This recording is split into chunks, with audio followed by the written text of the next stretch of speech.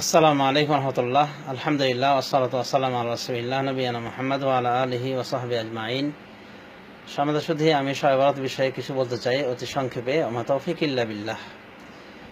শবে বরাত মর্মে অর্থাৎ অর্ধ শাবান বা মধ্য শাবান মর্মে, মধ্য শাবানের রাতের ফজিলত মর্মে মাত্র একখানা হাদিস রাসূলুল্লাহ সাল্লাল্লাহু আলাইহি ওয়াসাল্লাম থেকে পাওয়া যায়। বিশুদ্ধভাবে বলা যেতে পারে, সহিশুদ্ধভাবে একখানা হাদিসই পাওয়া যায়। সেই হাদিসটি হলো রাসূলুল্লাহ সাল্লাল্লাহু আলাইহি ওয়াসাল্লাম বলেছেন, ইন্নাল্লাহা লা ইয়াত্তালিউ লাইলাতান নিসফি মিন শাবান ফায়াগফিরু লিজামিই খালকিহি ইল্লা লিল মুশরিকিন আও মুশাহিনিন। নিশ্চয় আল্লাহ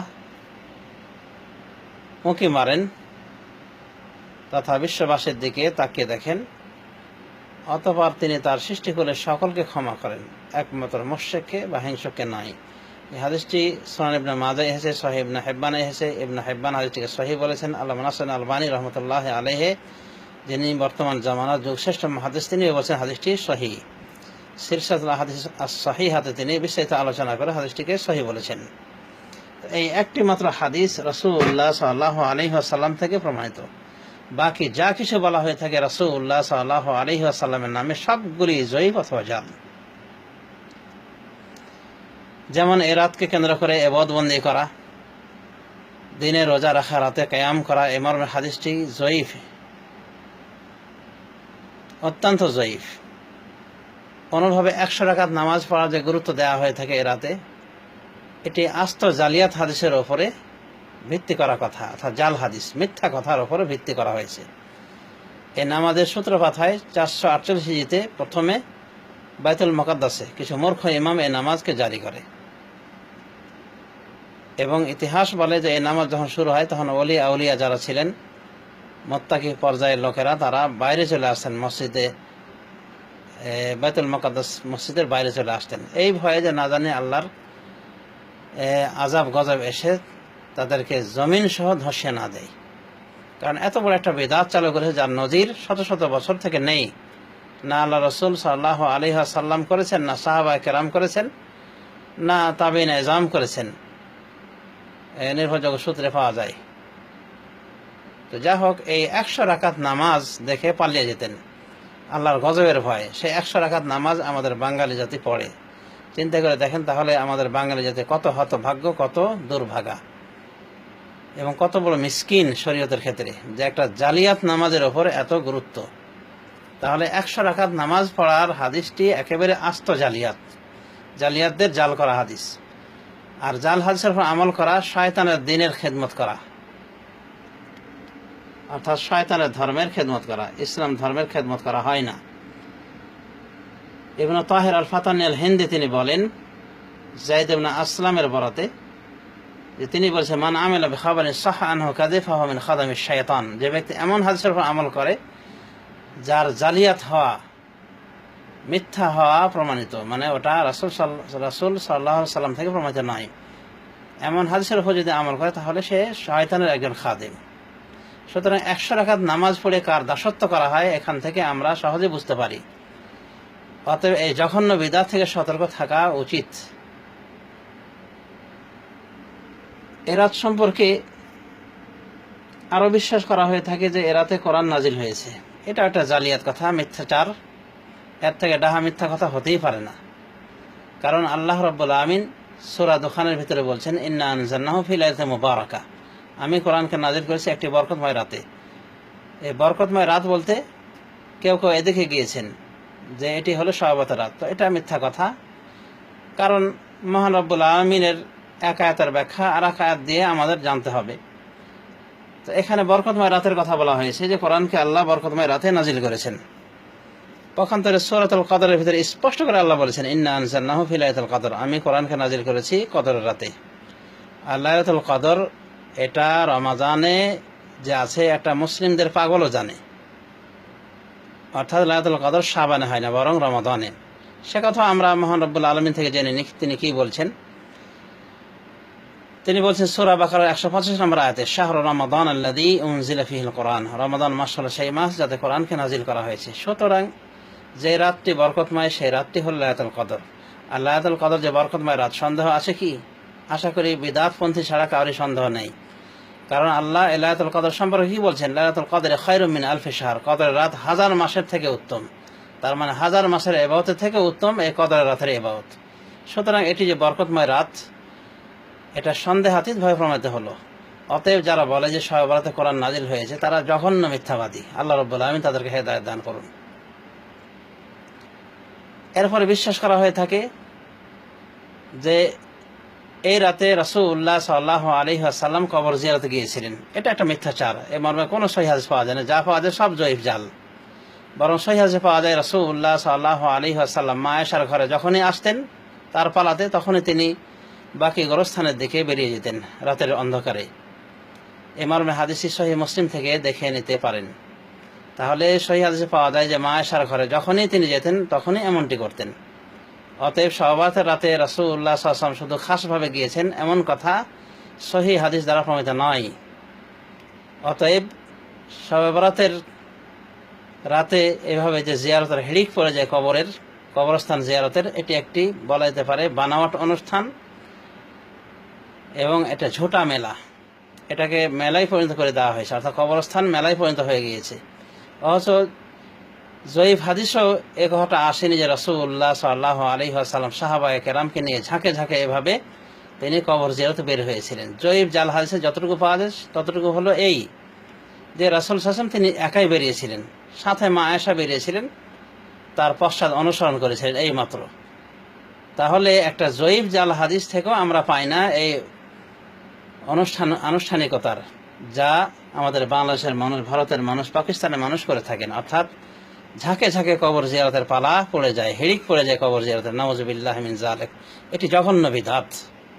আর সহিহ হাদিস থেকে তো আমরা জানতে পারলাম যে রাসূলুল্লাহ সাল্লাল্লাহু আলাইহি ওয়াসাল্লাম শবে বরাতকে খাস করে নয়, বরং মা আয়েশার ঘরে যখনই আসতেন তখনই তিনি এভাবে কবর জিয়ারতে বেরিয়ে যেতেন।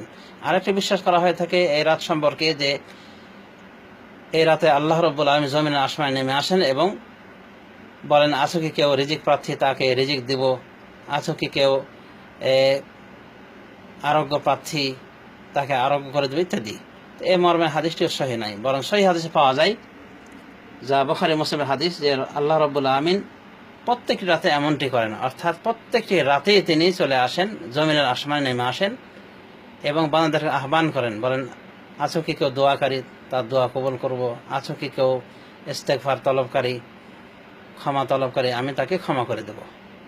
এভাবে আল্লাহ রাব্বুল আলামিন বলতে থাকেন জমিন আসমানে নেমে এসে, এবং প্রত্যেকটি রাতে। বুখারী মুসলিম শরীফের হাদিস থেকে আমরা জানতে পারি যে প্রত্যেক রাতে এমনটি করেন। সুতরাং শবে বরাতের রাতে এমনটি করেন এই মর্মে হাদিসটি আস্ত জালিয়াত হাদিস, যার সর্বোত্তম অবস্থা হলো যে অত্যন্ত জয়ীফ। কাজে এটা ধোপে টিকল না। আসুন এ রাত সম্পর্কে আরো বিশ্বাস করা হয়ে থাকে যে এ রাতে রূহগুলি ছাড় পেয়ে যার যার আত্মীয় স্বজনের বাড়িতে ফিরে আসে। এটা একটা মিথ্যাচার। আল্লাহ বলেন, অমি ওয়ারাইহিম বারযাখুন ইলা ইয়াউমি ইউবাসুন, মৃত্যু ব্যক্তিদের পিছনে রয়েছে আর পর্দা, তারা সেখানে কিয়ামত অবধি অবস্থান করবে। সূরা মুমিনুনের 100 নম্বর আয়াত। তাহলে এই বিশ্বাসটি অবান্তর। অনুভাবে এ রাত সম্পর্কে বলা হয়ে থাকে যে রাসূলুল্লাহ সাল্লাল্লাহু আলাইহি ওয়াসাল্লাম তার দান্দান শহীদ হয়েছিল উহুদ যুদ্ধে, তাই তিনি হালকা নরম খাবার হিসেবে হালুয়া রুটিকে বেছে নিয়েছিলেন। আমরা পর্যবেক্ষণ করব রাসূলুল্লাহ সাল্লাল্লাহু আলাইহি ওয়াসাল্লাম কখন শহীদ হয়েছিল তার দান্দান মোবারক। ইমাম বাইহাকি তার দালাইলুন নবুওয়ার ভিতরে বলেন যে রাসূলুল্লাহ সাল্লাল্লাহু আলাইহি ওয়াসাল্লামের এই যুদ্ধটি সংঘটিত হয়েছিল, অর্থাৎ উহুদ যুদ্ধ সংঘটিত হয়েছিল এই শাওয়াল মাসের 11 তারিখে, রোজ শনিবার। এবং এই যুদ্ধে রাসূলুল্লাহ সাল্লাল্লাহু আলাইহি ওয়াসাল্লামের দান্দান শহীদ হয়েছিল। অথচ আমাদের দেশে দেখা যায় যে বিদআতপন্থীরা এই দিনে হালুয়া রুটি খেয়ে মানে একেবারে মেতে ওঠে হালুয়া রুটি খেতে। মানে রাসূলুল্লাহ সাল্লাল্লাহু আলাইহি ওয়াসাল্লাম তার দাঁত শহীদ হলো শাওয়াল মাসের 11 তারিখে, আর আমাদের দেশে বিদআতপন্থীরা সে দাঁতের ব্যথা অনুভব করে শুরু করলো খেতে হালুয়া রুটি 2 মাস আগে, প্রায় 2 মাস আগে। নাস্তাগফিরুল্লাহ, আস্তাগফিরুল্লাহুল আযীম।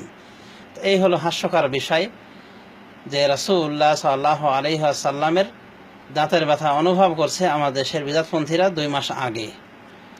তো এটা একটা অযৌক্তিক। তারপরও বলা হয়ে থাকে হালুয়াটির পিছনে যে ভালো খাবার খেলে সারা জীবন ভালো খাওয়া লাগে, ভালো কপালে জুটবে, এটা একটা মিথ্যাচার। তার মানে মনে করা হয়ে থাকে এ রাতটি ভাগ্য রজনী, নতুন করে ভাগ্য লিখিত হয়, এটা একটা মিথ্যাচার। ফিহা ইউফরাকু কুল্লু আমরিন হাকিম, এই মর্মের আয়াতটি যেহেতু লাইলাতুল কদরের ক্ষেত্রে প্রযোজ্য বলে জমহুর উলামায়ে দ্বীন বিশ্বাস করেন। অর্থাৎ এই রাতে প্রত্যেক প্রজ্ঞাময় বিষয়গুলি বন্টন করা হয়। এই রাত বলতে লাইলাতুল কদর, কারণ আমরা পূর্বেই বলেছি যে বরকতময় রাতই হলো লাইলাতুল কদর। সুতরাং এই বরকতময় রাত সম্পর্কে যা বলা হচ্ছে তাই লাইলাতুল কদর সম্পর্কে বলা হচ্ছে। অতএব ভাগ্য নির্ধারণে যে করা হয়ে থাকে এটা এই লাইলাতুল কদরেই হয়ে থাকে, শবে বরাতে নয়। আর এর অর্থ হলো এই যে এক বছরের গড় আল্লাহ রাব্বুল আমিন ফেরেশতা মণ্ডলীকে জানিয়ে দিয়ে থাকেন, দায়িত্বশীল ফেরেশতাদেরকে জানিয়ে দিয়ে থাকেন এক বছরের ভাগ্যের কথা। আর এর অর্থ এ নয় যে লাউহে মাহফুজ থেকে এটা ভিন্নভাবে ভাগ্য লেখা হয়, বরং লাউহে মাহফুজেরই বলা যায়, সেখান থেকে এক প্রকার কপি মতো। তো যা হোক, ভাগ্য লেখা হয় লাইলাতুল বারাতে বা শবে বরাতে, এই কথাটি সম্পূর্ণ মিথ্যাচার। অনুরূপভাবে এই লাইলাতুল কদর সম্পর্কে আরেকটি বিশ্বাস চালু রয়েছে যে রোজা রাখা লাগবে দিনের বেলায়, রাতে কিয়াম দিনে রোজা। এ মর্মের হাদিসটিও সহিহ নয়, বরং জয়ীফ, অত্যন্ত জয়ীফ। পরিশেষে আমরা বলবো যে শবে বরাতের যত কিছু অনুষ্ঠান আমাদের বাঙালি জাতি, হিন্দি জাতি, পাকিস্তানি জাতি করে থাকে, সবগুলি জালিয়াত, মিথ্যার ঝুলি এবং বিদআত, গোমরাহি ছাড়া আর কিছু নয়। কেউ কেউ বলতে পারেন যে শেখ, আপনি তো বললেন যে শবে বরাতের একখানা হাদিস রয়েছে যে আল্লাহ রাব্বুল আলামিন বিশ্ববাসীর দিকে তাকান এই রাতে এবং সকলকে ক্ষমা করেন, একমাত্র মুশরিক এবং হিংসুককে ক্ষমা করেন না। তাহলে কি আমরা কিছু করব না আল্লাহর মাগফিরাতের জন্য? আমরা বলবো যে রাসূলুল্লাহ সাল্লাল্লাহু আলাইহি ওয়াসাল্লাম থেকে যেহেতু কিছু বর্ণিত হয়নি, তাই আমরাও করব না। তাছাড়াও এরকম কথা শুধু শবে বরাতে নাই, বরং সহিহ মুসলিমে রয়েছে। সহিহ মুসলিম শরীফের হাদিস থেকে জানা যায় যে প্রত্যেক বৃহস্পতিবার এবং সোমবারের দিন আসমানের দরজাগুলি খুলে দেওয়া হয়। ফায়ুগফারু লিকুল্লি আবদিন লাম ইউশরিক বিল্লাহি শাইআন ইল্লা মান কানা বাইনাহু ওয়া বাইনা আখিহি শাহনাউ ফায়াকালু আনজিরা হাউলায়ে আনজিরা হাউলায়ে আনজিরু হাউলায়ে আনজিরু হাউলায়ে আনজিরু হাউলায়ে হাত্তা ইয়াসতালিহা আও কামা জা ফিল হাদিস। তো হাদিসে বলা হয়েছে যে সোমবার বৃহস্পতিবারে আসমানের দরজাগুলি খুলে দেওয়া হয়, অতঃপর প্রত্যেক বান্দাকে ক্ষমা করে দেওয়া হয় যে বান্দা শিরক করে না, একমাত্র ওই ব্যক্তিকে নয় যে ব্যক্তির মাঝে এবং তার ভাইয়ের মাঝে রয়েছে হিংসা বিদ্বেষ। ফায়াকাল, বলা হয় আনজিরু হাউলায়ে, এদেরকে অবকাশ দাও, এদেরকে ছেড়ে রাখো, হাত্তা ইয়াসতালিহা আনজিরু হাউলায়ে হাত্তা ইয়াসতালিহা, এদেরকে ছেড়ে রাখো যতক্ষণ পর্যন্ত তারা মীমাংসা করে না নেয়, এদেরকে ছেড়ে রাখো যতক্ষণ পর্যন্ত তারা মীমাংসা করে না নেয়। সহিহ মুসলিমের হাদিস। তাহলে এই হাদিস থেকে আমরা জানতে পারলাম যে আল্লাহ প্রত্যেক বৃহস্পতিবার এবং সোমবারে বান্দাদেরকে ক্ষমা করে থাকেন যে শিরক করে না, এবং যে হিংসায় লিপ্ত নয় তাকেও ক্ষমা করে থাকে, কিন্তু হিংসায় যে লিপ্ত থাকবে তার ক্ষমা নেই, বরং তাকে অবকাশ দেওয়া হয়। তাহলে আমরা এই হাদিস থেকে জানতে পারলাম যে বৃহস্পতি সোমবার শবে বরাতের মতোই অবস্থা। তাহলে কি এই দিনকে কেন্দ্র করে আমরা নতুন কোন অনুষ্ঠান করব রাতের বেলায় বা দিনের বেলায়? 100 রাকাত নামাজ পড়বো দিনে, বা রাতে আমরা কিয়াম করব? বরং আমরা কিছুই করতে পারি না, একমাত্র যা রাসূলুল্লাহ সাল্লাল্লাহু আলাইহি ওয়াসাল্লাম থেকে এসেছে ততটুকু আমরা করতে পারি। আর তা হলো রাসূলুল্লাহ সাল্লাল্লাহু আলাইহি ওয়াসাল্লাম বৃহস্পতিবার এবং সোমবার রোজা থাকতেন। অতএব সোম বৃহস্পতিবারকে কেন্দ্র করে যদি নতুন কোনো অনুষ্ঠানে জন্ম দেওয়া হয়, যেমন শবে বরাতে দেওয়া হচ্ছে, এগুলি সবই বিদআত হয়ে যাবে। অথচ আমরা দেখি না কোনো বিদআতপন্থীকে এই দুটি দিনে শবে বরাতের মতো অনুষ্ঠান করতে, অথচ শবে বরাতের মতোই কথা বলা হয়েছে এই হাদিসে। আর এই হাদিসটি আরও উন্নত মানের হাদিস, সহিহ মুসলিমের হাদিস।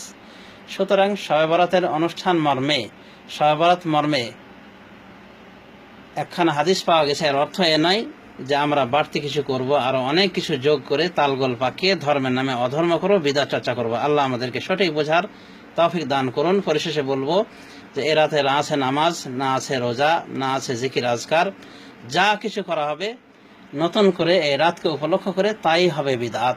আর সমস্ত বিদআত হল গুমরাহি। আল্লাহ রাব্বুল আলামিন আমাদেরকে গুমরাহি থেকে নাজাত দিন এবং আমাদেরকে কোরআন সহিহ সুন্নাহর পথে পরিচালিত করুন, সালাফে সালেহিনের মানহাজে পরিচালিত করুন। আমিন। ওয়া সাল্লাল্লাহু আলা নবিয়িনা মুহাম্মদ ওয়া আলা আলিহি ওয়া সাহবিহি আজমাইন। ওয়াসসালামু আলাইকুম ওয়া রাহমাতুল্লাহি ওয়া বারাকাতুহু।